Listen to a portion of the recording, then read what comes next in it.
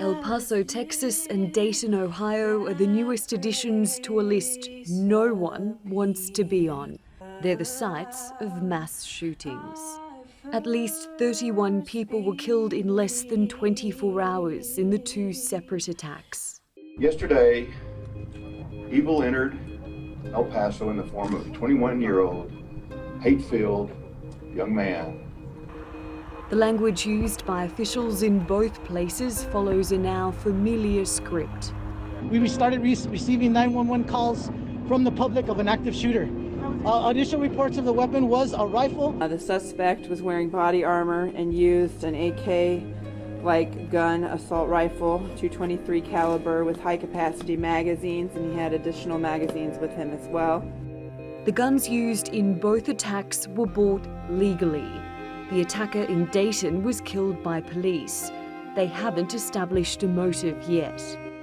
Authorities in Texas have charged the suspected gunman in El Paso with murder. Federal prosecutors are treating it as a case of domestic terrorism. The weekend of carnage has once again led to questions on gun control and how to prevent this from happening again. Something communities across the US have been asking over and over. Dayton and El Paso have now joined them in that growing chorus.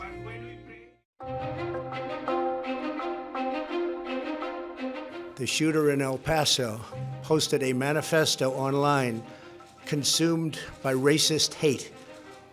In one voice, our nation must condemn racism, bigotry, and white supremacy. These sinister ideologies must be defeated. Hate has no place in America.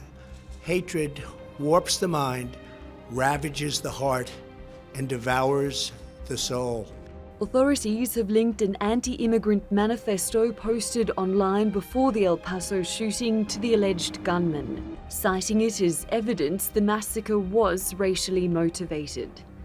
El Paso is a city on Mexico's border with a predominantly Latino population. The shooting is being investigated as a hate crime.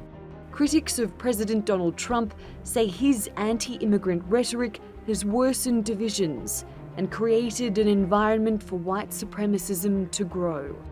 The language of his speech in response to the shootings is a distinct change in tone for the president. Here's Trump, both as candidate and commander-in-chief, talking about the people crossing the US-Mexico border. When Mexico sends its people, they're not sending their best.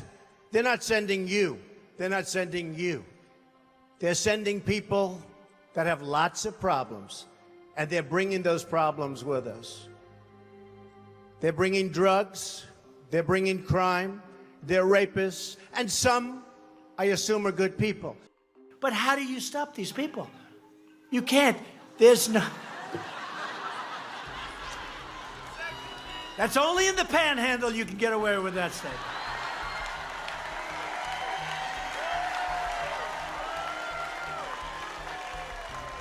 Only in the panhandle.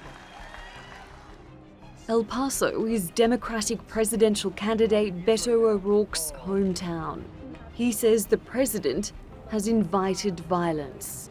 Someone who has constantly and consistently and vocally sought to make this country afraid of immigrants, using the most racist, dehumanizing language, describing them as animals, as an infestation. Now, an infestation is what you would describe cockroaches in your home or termites or something less than human. You wouldn't talk about human beings that way.